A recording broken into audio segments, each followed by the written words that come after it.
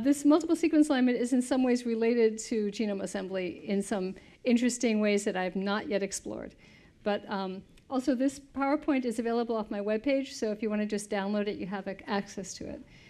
So multiple sequence alignment is generally the problem of you have sequences that are of different lengths necessarily, and you're trying to put them into an alignment. When you put them into an alignment, you're stretching them so that they line up and they all have the same length. So you're putting insertions of gaps in between the letters. Okay, that's multiple sequence alignment. It's a little bit different from multiple whole genome alignment. There's a lot of involvement of multiple sequence alignment in downstream biological applications, which is why it's so important. And about 10 years ago, it was identified as one of the most important problems in science by the national academies. So what are they used for? Among other things, evolutionary trees, which is my main interest, but also for predicting function, for detecting selection, for genome annotation and assembly, and others. So there's this pipeline for phylogenomics. Now, you already heard about this from Siavish. This pipeline has multiple steps, including deciding what you're going to look at, which species you're interested in, doing the genome assembly, doing multiple sequence alignments on the loci. And once you have the alignments on the loci, you can do things with them, such as get gene trees, such as combine the alignments into a concatenated alignment, get a species tree, combine the gene trees into a species tree, get dates, do all sorts of biology. The stuff that I'm going to talk about today is just the step of doing multiple sequence alignment.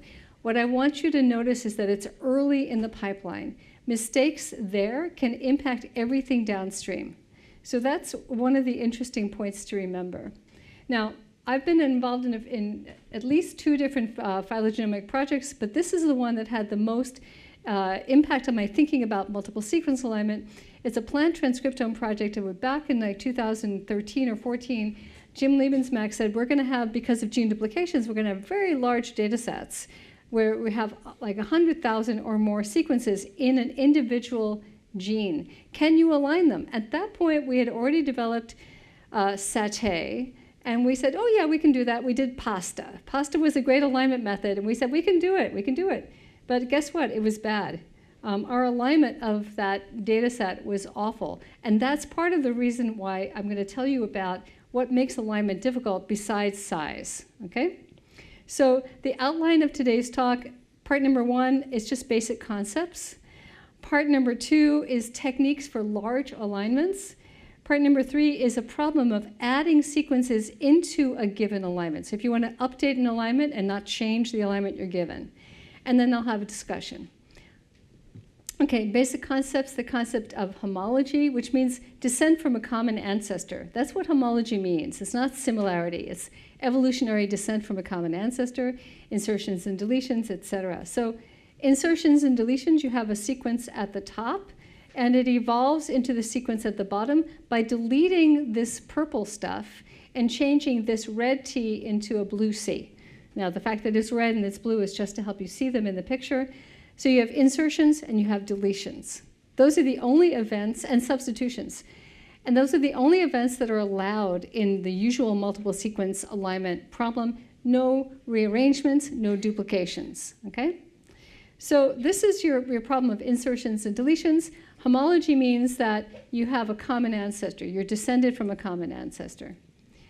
So if you have 2 sequences that have, one has evolved into the other, you can define the true pairwise alignment. The things that are homologous are in the same column, the same site. And if you have something that has been inserted, it's below a dash. If it's something that's been deleted, it's above a dash. So that's the true pairwise alignment.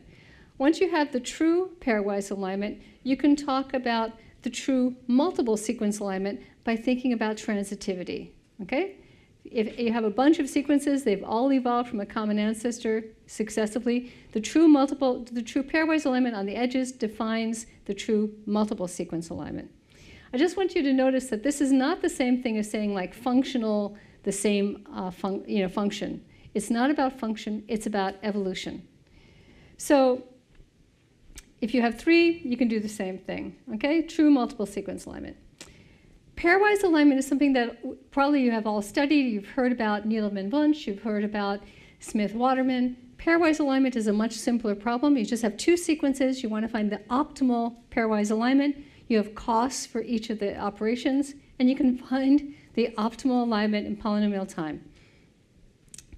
I'm not going to go through these examples, but I will say that there's a dynamic programming algorithm to solve these problems. Needleman-Wunsch, you're going through this matrix. At each point, you're filling in from the previous things you've seen. Easy, okay?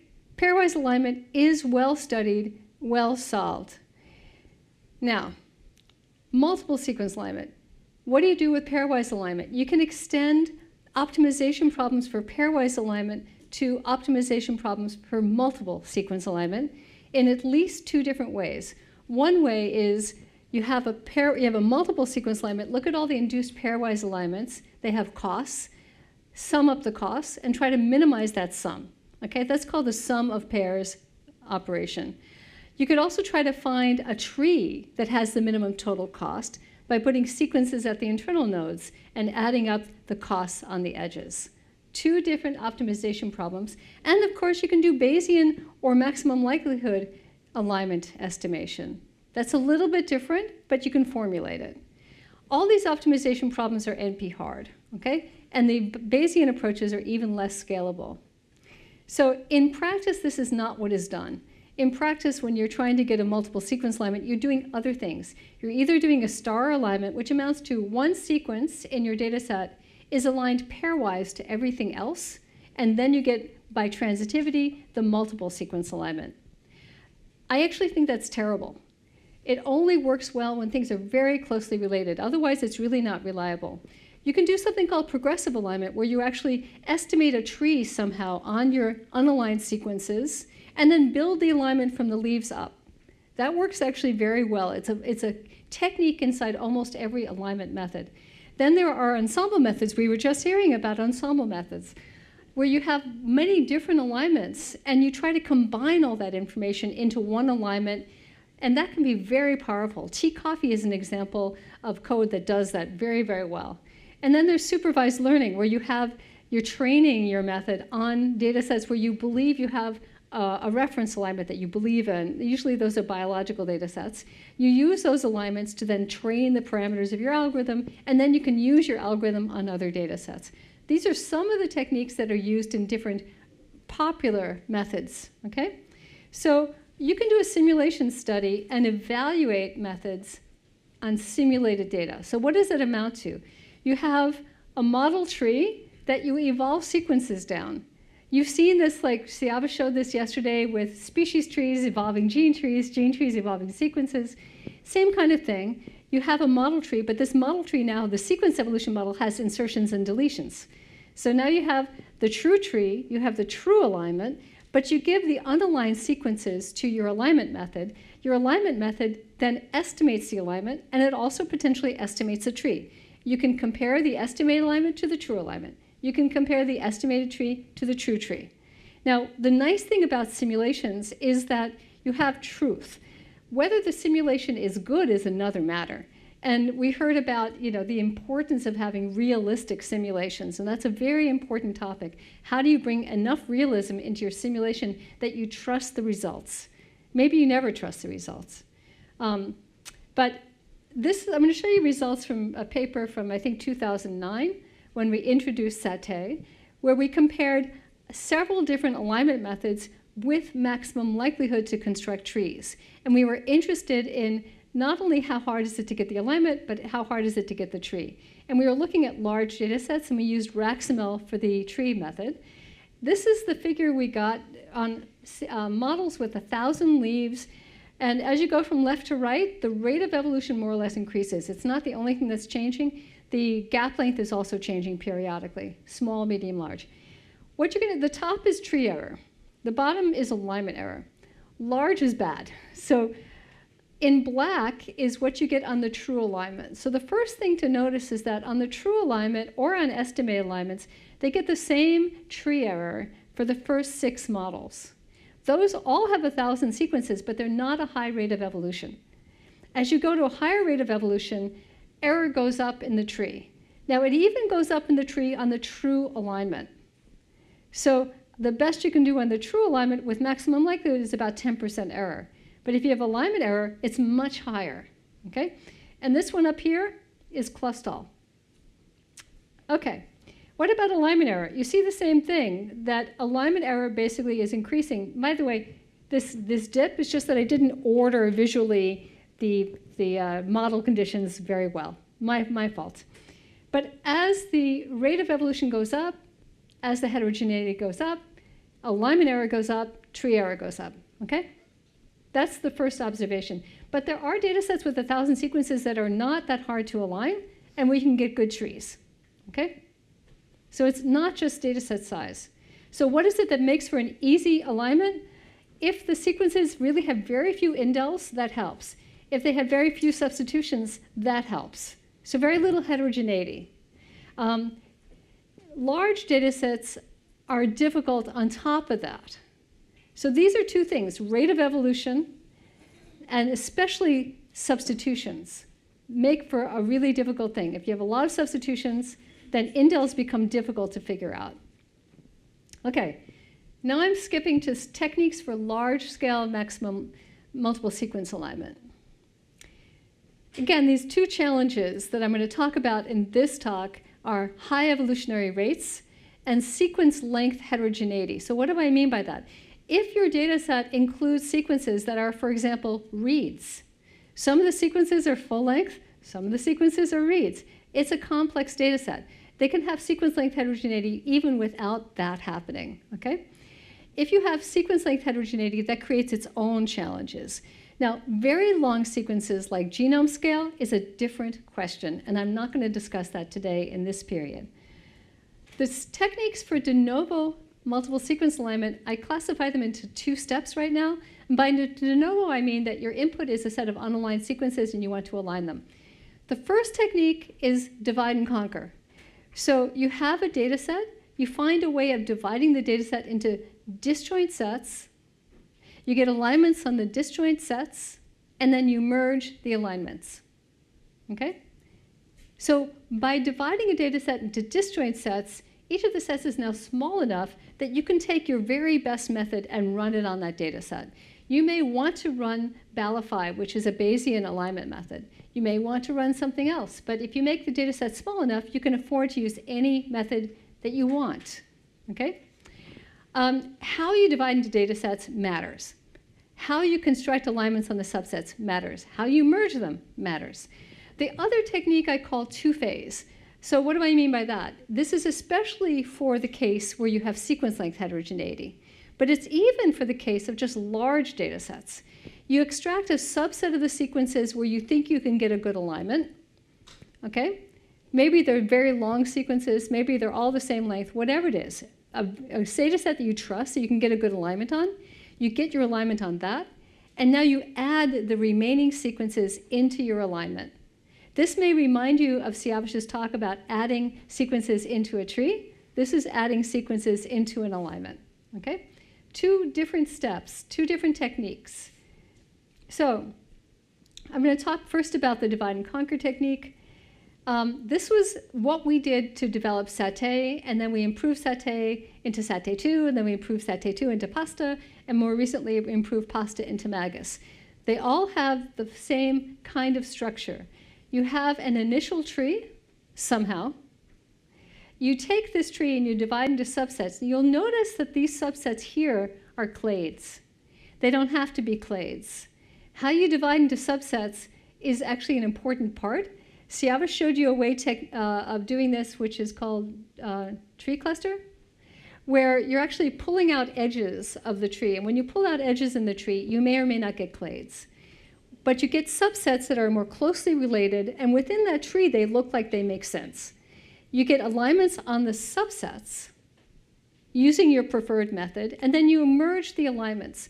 Merging alignments is something that's been in the literature for a while. John K. Sechioglu talked about it, I don't know, 40 years ago? Whatever it was a long time, but maybe it wasn't 40 years ago, a while ago. It's a method, it's a technique for merging disjoint alignments. Now you have a new alignment on everything, and if you want, you can repeat the process by getting a new tree on that alignment and then decomposing that new tree, okay? So you can iterate. You can combine divide and conquer with iteration. Satay, Pasta, and MAGUS have this structure, and where they differ from each other, Satay and Pasta differed in how they got the subsets. Pasta and MAGUS differ in how they combine the subset alignments. Probably some of you know about Satay and Pasta. Probably no one knows about MAGUS. So I'm going to tell you a little bit about those techniques. But remember this simulation that we showed? This in purple is Satay, the first Satay. So this was our first attempt to improve alignment accuracy and tree accuracy by doing divide and conquer. And you can see that it's almost as good as what you can get on the true alignment, but there's a gap. And the alignments it got were better. So we modified the technique from Satay to get Satay 2, from Satay 2 to get Pasta. And each time we changed things, the goal we were changing, we were thinking about data set size, but as we changed things, we improved accuracy. So it's kind of interesting. We were trying to get runtime improvements, but we in fact got scalability improvements and accuracy improvements. Siavash was involved in the Pasta technique. So he's one of the people who's really influenced all of my research. Okay, so MAGUS is an improvement over Pasta. Both Pasta and MAGUS can go to 1 million sequences with high accuracy. Okay, so again, there's a decomposition, how you do it. MAGUS and Pasta both have the same decomposition, which is based upon pulling out centroid edges, similar to tree cluster. Subset alignments, we studied this with many different alignment methods, but what I'm going to show you are results with MAFT-Lindsay, which is the best way of running MAFT, one of the 2 best ways of running MAFT. But we've also studied this with BAli-Phy. We've also studied this with many different methods. Then the merging technique is different between Satay, Satay 2, Pasta, and then MAGUS. It changed, okay?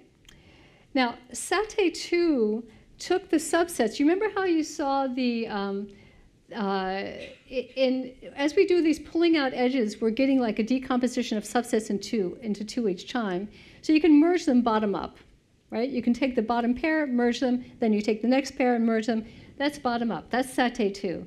Pasta, do you remember from Siavash's talk, he showed a minimum spanning tree? On every edge of the minimum spanning tree, you have 2 subsets. You take the 2 alignments and you merge them. Now you've got a collection of somewhat bigger alignments, but they all overlap somewhere. So you can merge them pairwise through transitivity, and you're done. MAGUS does it differently. It takes all of the subset alignments at once and constructs a graph where the nodes represent the sites in the alignments. It clusters the graph, and the clusters are then used to define the sites in the merged alignment. So it's this really surprising idea that you're not doing things pairwise. You're doing it all at once.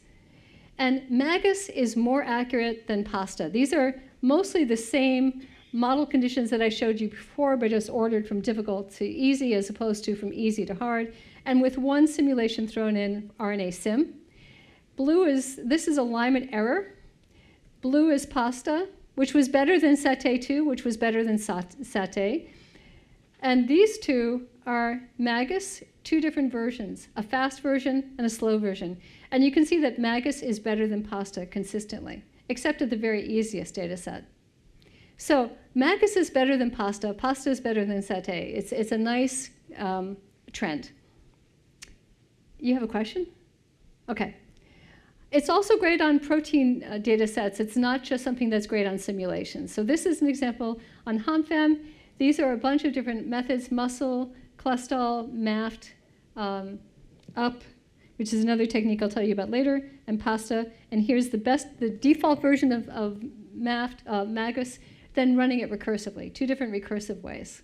The recursion allows you to do it faster, but it's not quite as accurate. Okay. So the summary for divide and conquer is you can use this with any base MSA method you like. Iteration can help. Now to sequence length heterogeneity.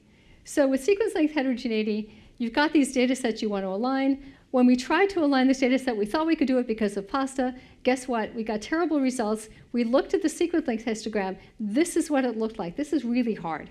Getting an alignment on a data set with sequence length heterogeneity needs different techniques, which is why we ended up with this idea of this 2-phase method. So you get the full-length sequences, you get an alignment on the full-length sequences using your best method that you like for full length, and then you add everything else in. Now, how do you add the remaining sequences in? We came up with this idea that's essentially hidden Markov models. The simplest hidden Markov model version is you take the alignment you've constructed on the full length, you build a single HMM, you use that single HMM to add in everything else. It turns out that that is fast, but not as accurate as building an ensemble of HMMs. An ensemble of HMMs is a collection of HMMs. Each HMM is on the backbone alignment, but a subset of the backbone alignment. And then each new sequence that you want to add in picks the best HMM in the ensemble and uses that to add itself into the backbone alignment. So UP uses an ensemble of HMM. There's this visualization about what that ensemble looks like. Again, it looks like this taking a tree and taking out edges, and as you take out edges, you get smaller and smaller subsets, and you make an HMM for each of those subsets, okay?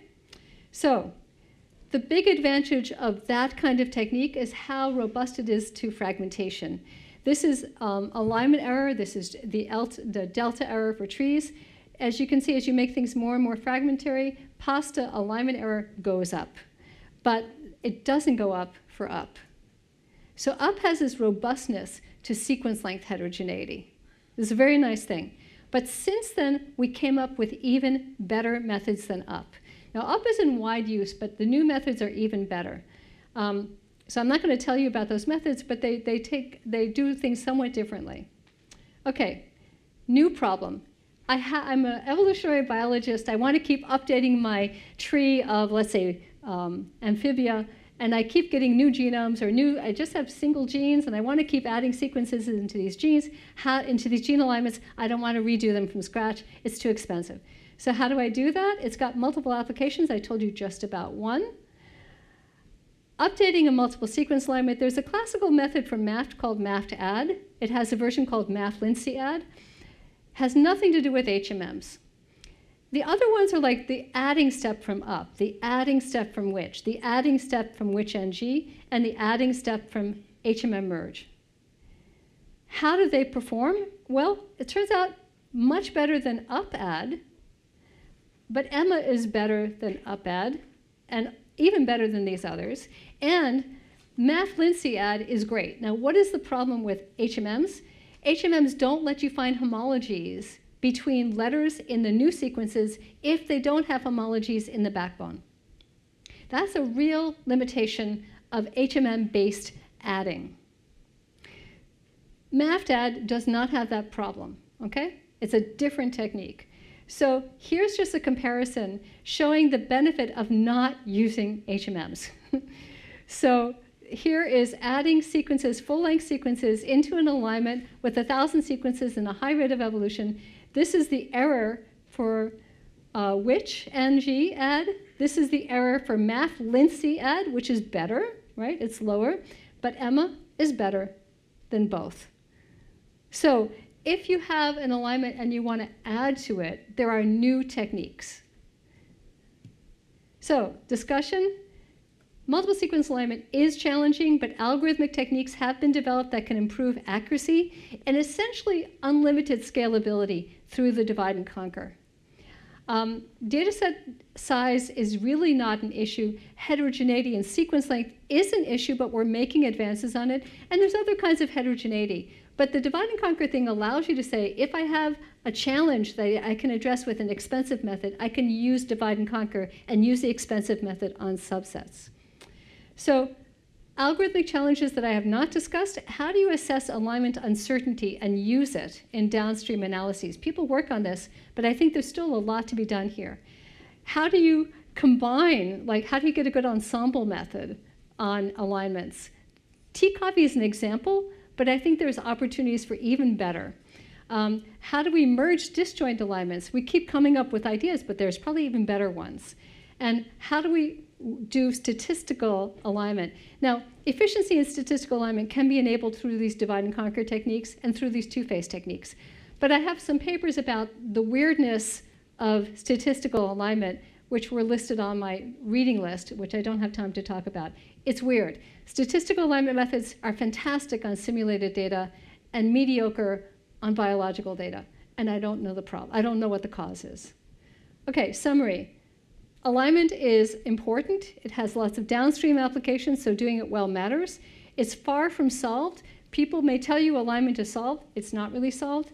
The new techniques do show promise. And what's not discussed so far in this talk, multiple whole genome alignment, what you do when you have rearrangements, and statistical alignment. And with the acknowledgements, I will start with Siavash, who did PASTA, did UP, has been very influential in a lot of my work. Nem, who is involved in UP, Vlad Smirnov, who did MAGUS, Chengse, who did WICH, Minyuk, who's been working on HMM merge, among other things, and Bachao, who did WICH-NG. So, thank you very much.